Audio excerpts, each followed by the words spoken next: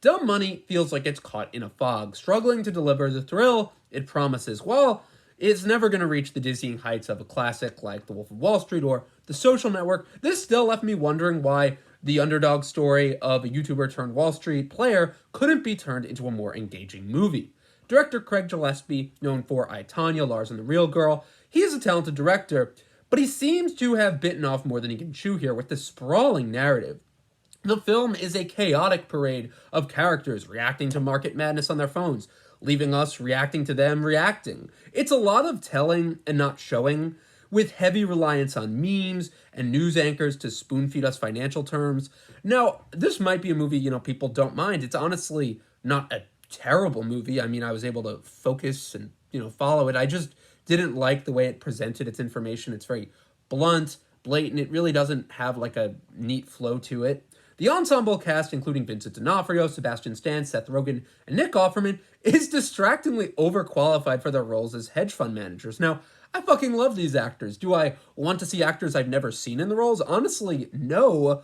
But they don't bring much depth or chemistry to the table, which makes you wonder why they're even there. Like, if you have Seth Rogen in this film, and you're just going to use him for a couple minutes as this very unmemorable character, at least go over the top with it. At least make these guys memorable or over the top. The closest thing they have is Sebastian Stan being this kind of dick head of a character, but they really don't lean into that too much, and I feel like you might as well. It just would make the movie more interesting.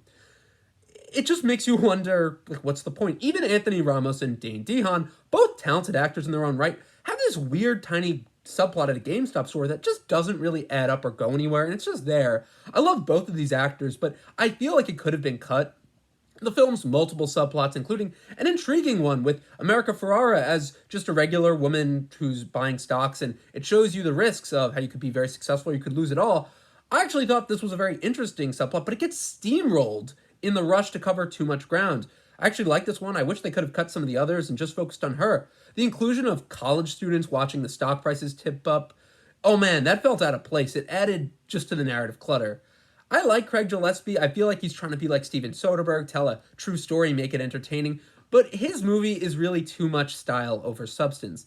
I mean, the music, man, he adds so many songs, and it's honestly very distracting the amount of songs in this. It got to a point where I was like, okay, he clearly is just like, I love this song, let me add it, and I could care less about what's actually going on in the film. It just is not that great of a movie. I really think that this movie could have done some other things to benefit the film. Had it simplified the character roster, it should have just focused on a select few characters, preferably the central figure. In this case, Roaring Kitty could have been the driving force, so allowing the audience to connect with him. I liked Pete Davidson's character. Usually I would say why even include him, but I think he adds just a good dynamic with the brother, the Paul Dano character, who's the main character, and that felt important. I felt, though, you really should have trimmed down the cast. Many of the hedge fund managers, college kids, and subplots could have been trimmed or even eliminated just to reduce clutter. It really just should have concentrated on a core group with meaningful roles in Roaring Kitty's story. They needed to also create more clear antagonists. Rather than having multiple antagonists, the film should have just established one or two central foes for Roaring Kitty to contend with.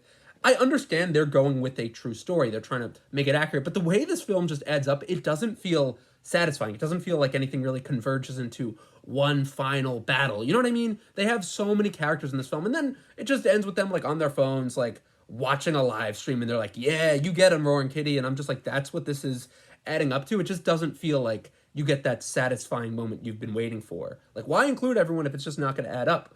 They really needed to focus on the collective action, emphasize the power of the collective action and the Reddit community's role and how the GameStop phenomenon occurred. Showcasing ordinary people guided by Roaring Kitty's insights disrupted the financial world. The narrative would have highlighted the true essence of the story. I actually think this is the biggest problem.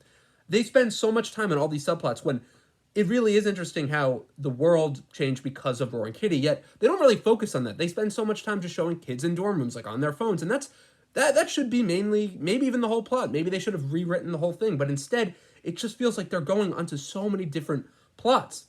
They really needed to merge and strengthen this film. If certain subplots were essential, they should have been better integrated into the main narrative. For example, the Jenny subplot could have been used to demonstrate the impact of GameStop's volatility on everyday people, tying it into Roaring Kitty's journey.